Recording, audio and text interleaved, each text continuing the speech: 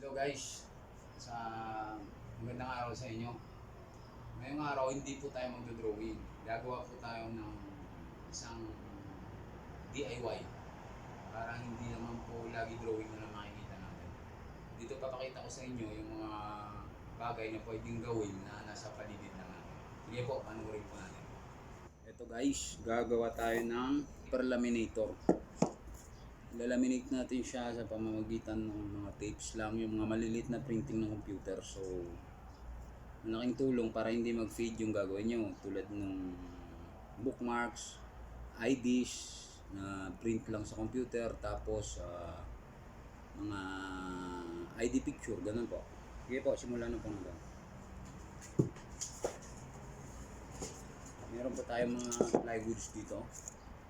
Yan. Galing lang po yan sa tabi-tabi. So,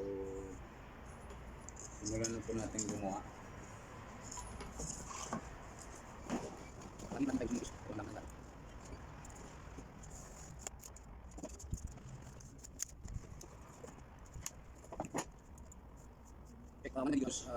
give a tutorial how to cut plywood, small pieces, small size plywood.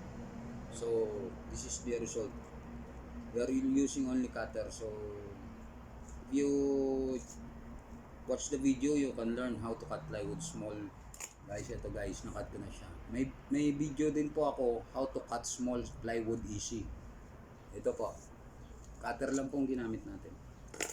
So konting kaalaman sa inyo, pag mga malilit na plywood, hindi nyo na kailangan ng lagare, kasi pag lagare, yung edge niya hindi pa pantay.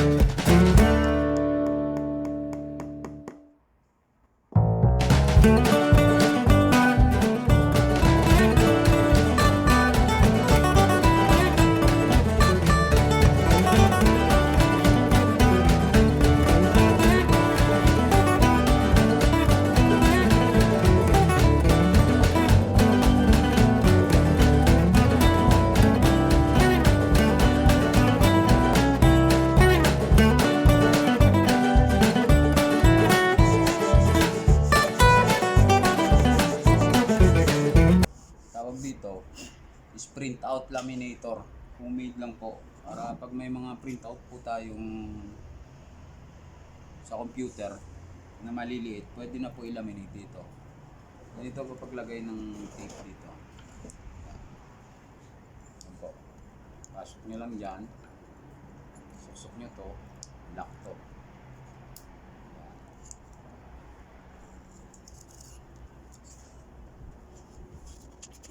Ang pumasok na nito.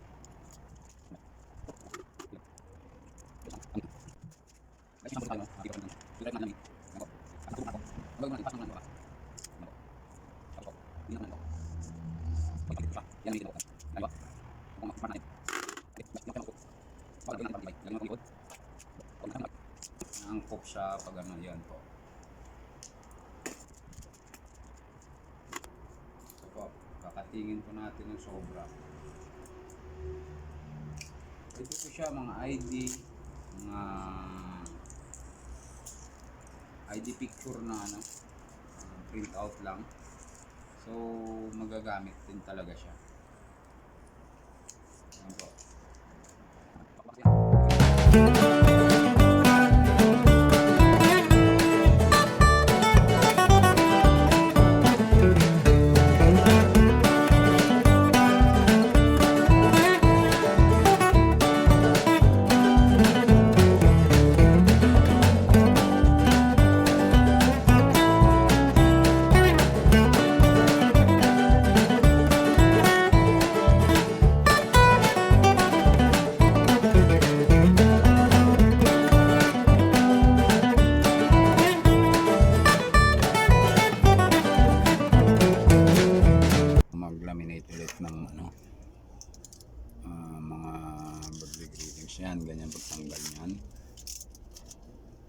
Tapos hatakin lang po natin to. Yan. Idikit natin yan. Yan. Yan. For example, ayan, ganyan.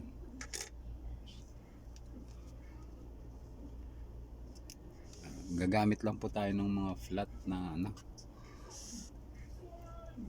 Gagamit lang po tayo mga flat na kuan na bagay para ipagkayod. Ito. Yan. Nandito natin siya for birthday ganyan. Kaya ID. Try tayo ng ID. Yan. Sample ito ID.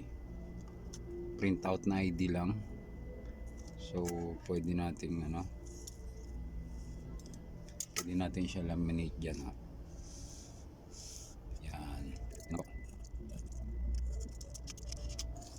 Ano po, ang company ID for example, yan. Yan po, nakalaminate na po siya.